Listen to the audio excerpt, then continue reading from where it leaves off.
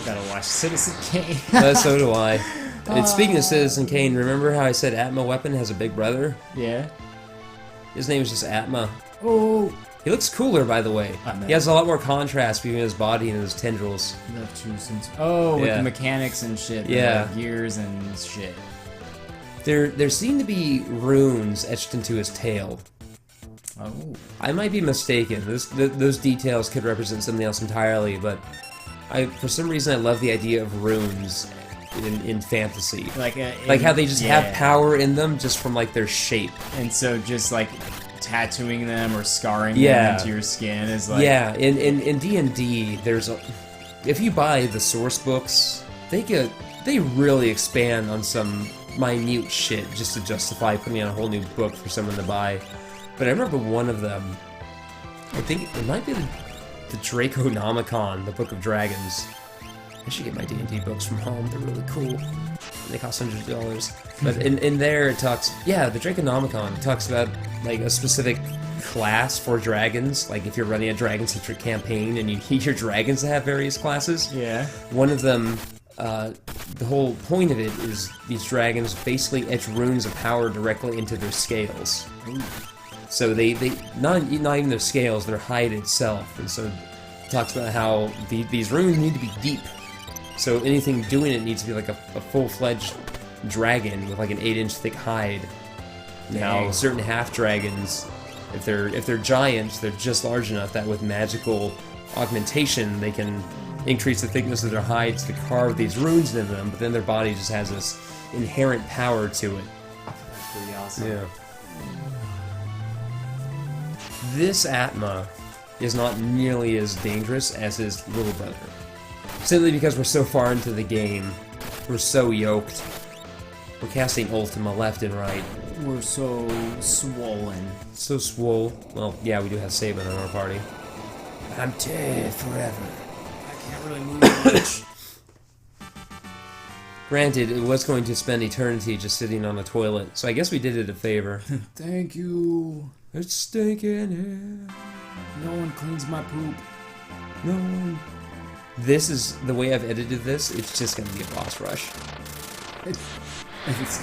Yeah. Look at my moves. I showed you my moves. Show me your moves.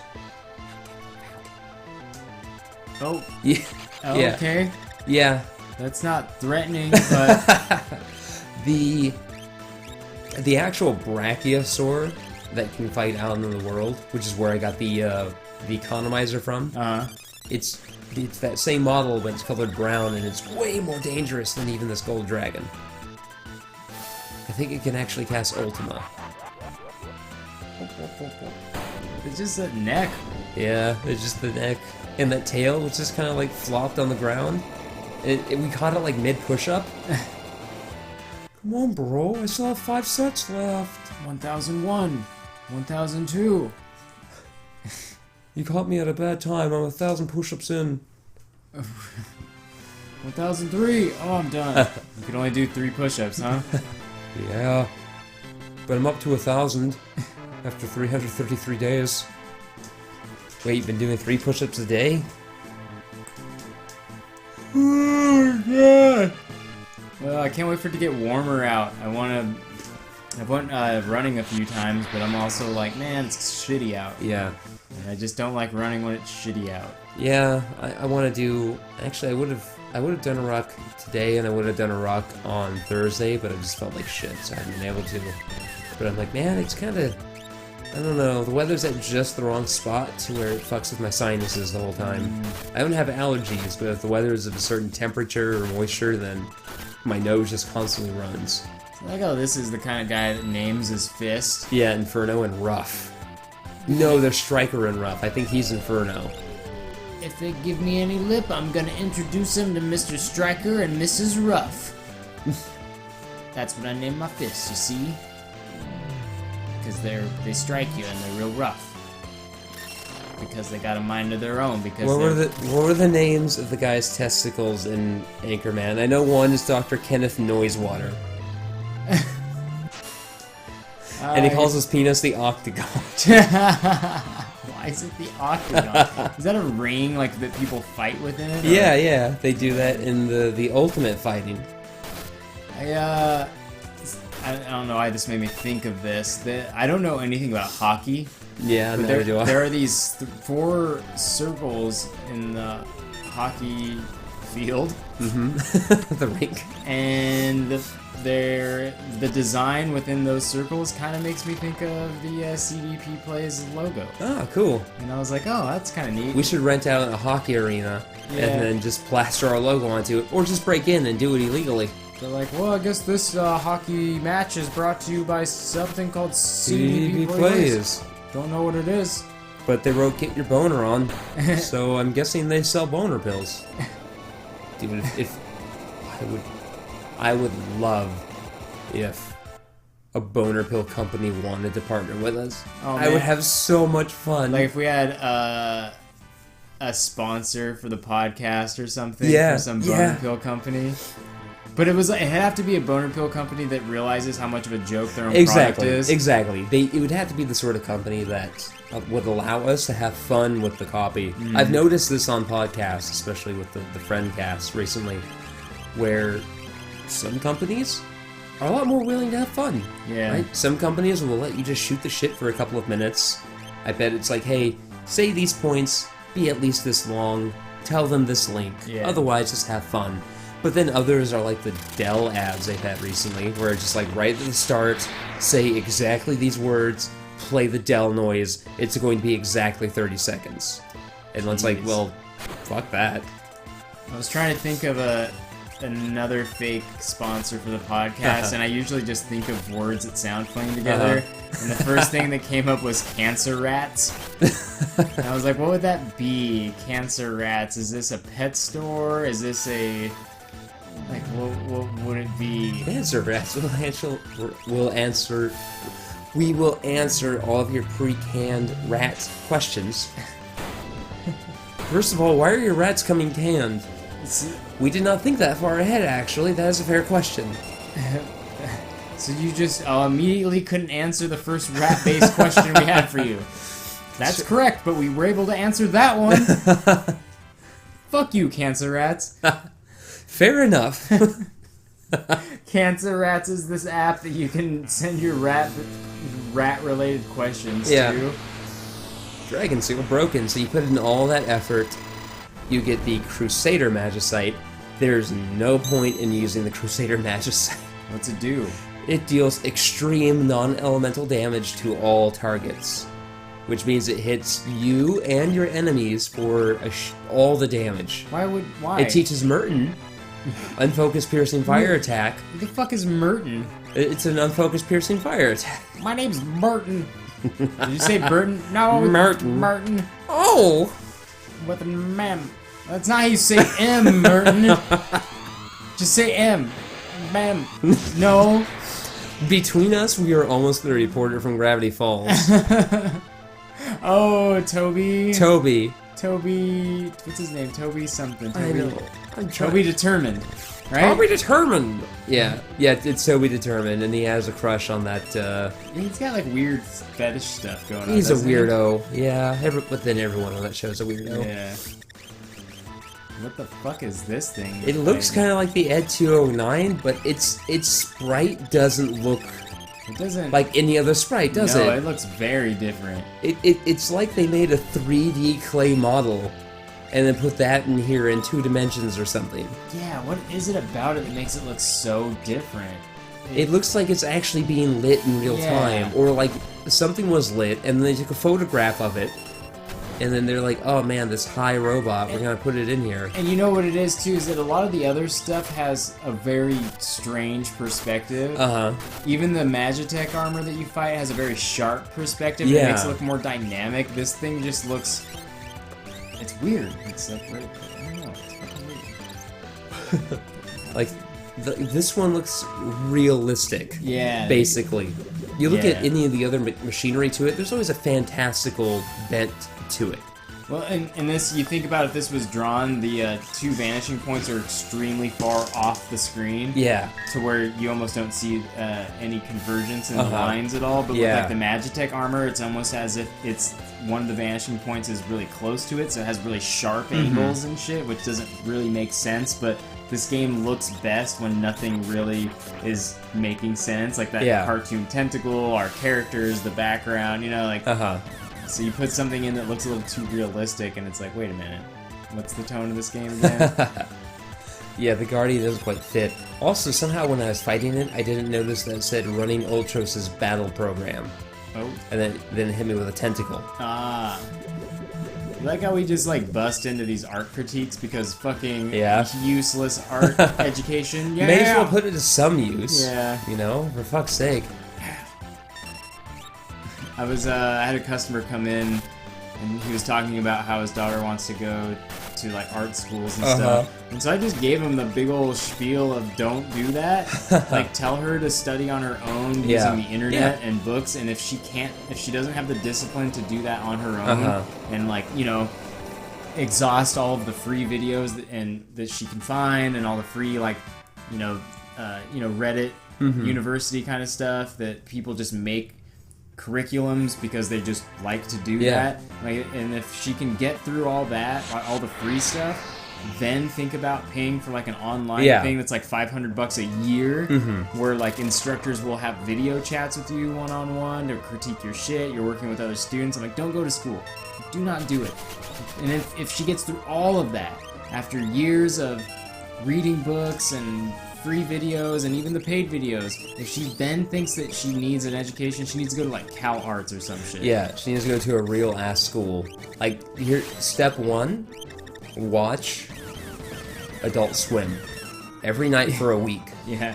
Any school you see while watching Adult Swim, don't go to that school. Basically, any school you see advertisement for, don't. Yeah. Just don't. Real schools don't advertise on television. Because they don't have to. They don't have to, because people are like, oh, I'm gonna go to fucking Cal Arts, or Yale, or, RISD. Or fucking Bob went to RISD. I took a couple classes at RISD. He's always so modest about it. We're like, fucking Bob went to RISD. Yeah. Oh, by the way, this is the first, there's 3 statues there on the floating continent that were keeping everything in balance. Yeah. We have to fight those now. It's pretty metal. This is the first of them. This one's almost too metal. The poltergeist? I wish that it was just a little bit different from the background because I want to see more of the detail. Oh, certainly. I wish axe. it should have contrasted a bit more. Is that some chains? Turn around and Rob Halford's there. Take these chains! Okay. Thanks, boys. Oh, when I listened to that Battle Beast album for the first time the other day, yeah, the Alexander summon. Jesus! For nothing. Jesus. Yeah. Whoa! But I listened to that Battle Beast album, and I played that first song, and I'm like, is that Cam Pipes? No, that can't be Cam Pipes. And so I did a little bit of research on it, and in my research, I found this article, which was an interview with Cam Pipes, shortly after they announced that 3 Inches of Blood was breaking up. And at first, it's like, why are you breaking up? And they talk about that a little bit, but then they start talking about, like, the state of metal and how 3 Inches of Blood was never really given their due respect because people thought they were a joke. But Cam Pipes like, no, we're not a joke. We're this is kind of ridiculous stuff, but we're sincere about it. And the person who did the interview was like, how do you feel when you see like Judas Priest going on tour with a band like Steel Panther, which is just a joke? And I've never heard of Steel Panther. But this guy and Cam Pipes were just shitting all over them. Yeah. Apparently they're just like a huge joke band. Yeah. And he's like, it pisses me off because metal does have kind of a certain... Because bands like that, it does have a certain stigma to it. And like bands like that are just plain jokes that don't quite seem to respect the genre. But then a band like 3 Inches of Blood, people are like, oh, they're a silly band. And Yeah. it's like, no, we're not. And then the interviewer is like, how do you feel when you see bands like that get to go on tour with them, but not 3 Inches of Blood or Lucifer or any of these other bands? And it's like, fuck. Not exactly metal, but Turbo Negro. Yeah. They're very tongue-in-cheek. Mm-hmm. But very sincere rock and roll music, and really talented band. And I'll share that with people sometimes, and they'll every once in a while,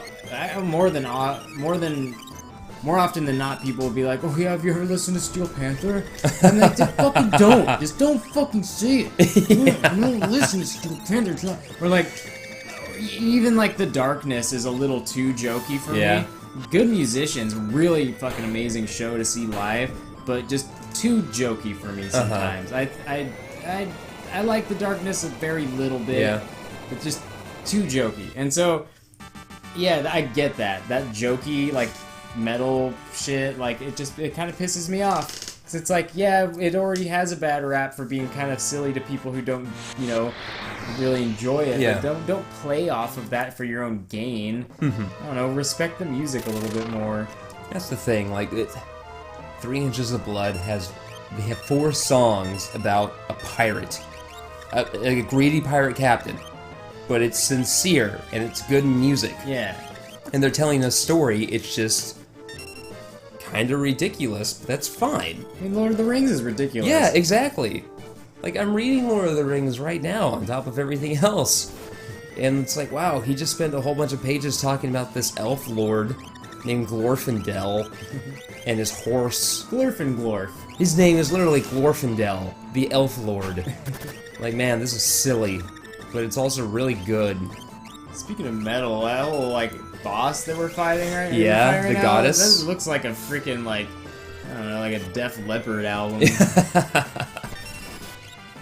Yeah, and that's, it's a bummer. I mean, I hate when I try to talk to people about some stuff, or I share 3 Inches of Blood with people, and their first reaction is, like, giggling. I laughed when I first heard it, but because I got it. Because you couldn't believe I couldn't believe I was hearing that. Mhm. And then I listen, first I couldn't believe I was hearing a guy sing like that, or hearing some music that hard and that good. Mm. And then I was listening to the lyrics, and I laughed when I heard the guy say Axes of Evil for the first time.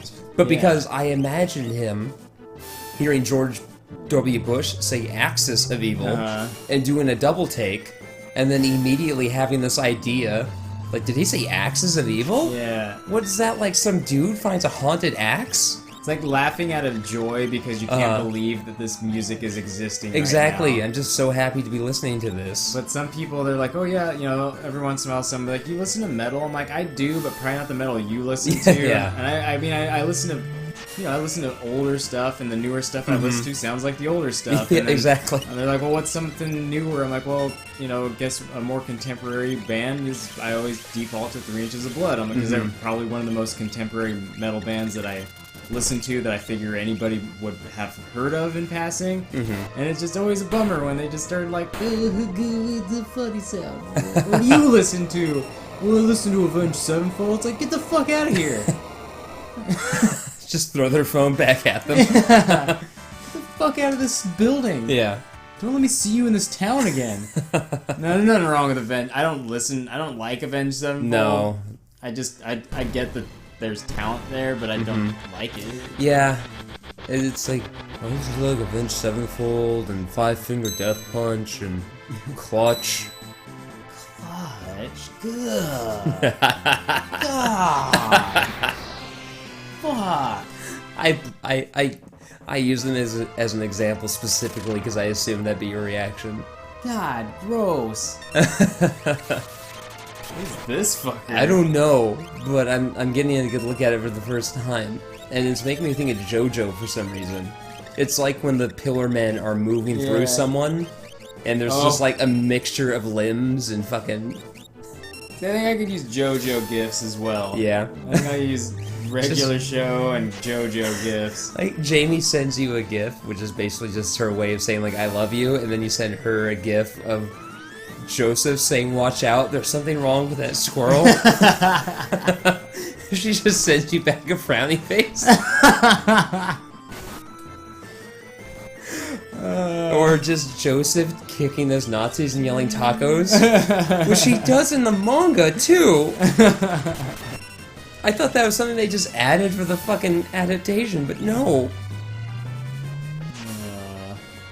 So to get through Kefka's Tower, you need to split into 3 parties and then fight these bosses with each party individually. The way I approached it is I put because I have my main party of motherfuckers, I put 2 of them in one party and then 1 in each of the other parties, and just let them basically handle it. I ran from more or less everything and said, they'll handle it, right? I'll get to the fight. This one or these 2 are so powerful, they can take care of business. It'd be cool if, like, in Final Fantasy VII, because they're called Avalanche, right? Yeah. If you could name that yourself. Oh, yeah. The motherfuckers. Yeah. Barrett stands up in Cosmo Canyon. He's like, "Y'all are a part of motherfuckers now." Like, the best. Yeah, it's like, yeah, that sounds like Barrett.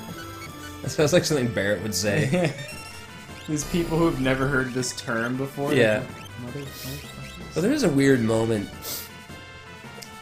in Midgar where you can go into this restaurant and you can order food in order to get a coupon that you can trade for fucking digestive medicine that you can give to a woman in a bathroom, so she'll give you perfume. Yeah. It's a course of events. But one of the items you can order from that restaurant is a Korean barbecue plate, which is weird because there's no Korea. Yeah, what? It's like when a game says something like, calls someone a space cadet because they're like drifting off like in thought. Like space cadet was one thing in Wild Arms. What they refer to, I think, is the HMS Nimitz. Yeah. Like an American battleship. Yeah, like what? What? Like, the fuck? What? It makes you think: is this canon? Or is this a language that existed? Is this well after the time? Is this a post-apocalypse? Yeah. So people just held on to a few of these terms. They just don't know what they mean anymore. Like, yeah, we just always called this cuisine Korean barbecue. Yeah. I don't know. Actually, Final Fantasy VII does take place in the far future of Final Fantasy X. It's stupid. I'll explain when we get there. Also, that's the last of the bosses. The only one left is Kefka. Fucking Kefka.